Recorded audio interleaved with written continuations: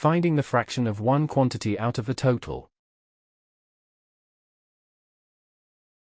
Sometimes, we need to calculate what part of the total is one component involved in the ratio.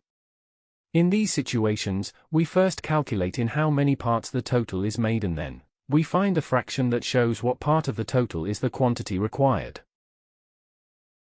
Example: 3 sisters, Stacy, Rebecca, and Wendy share a certain amount of money in the ratio 2 to 5 to 7. A. What part of the total do each sister share? B. How much money does each sister have if they own in total $630? Solution.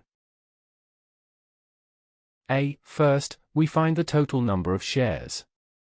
If we take only the first letter of each name, we have the following shown on screen. We can write this ratio as the following shown on screen.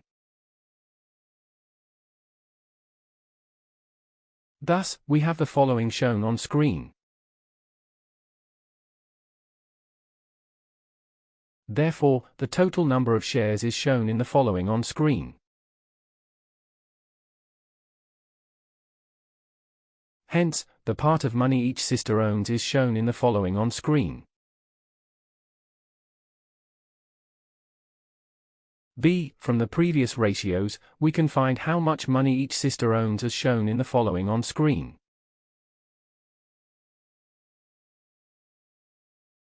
The solution is correct, as $90 plus $225 plus $315 equals $630.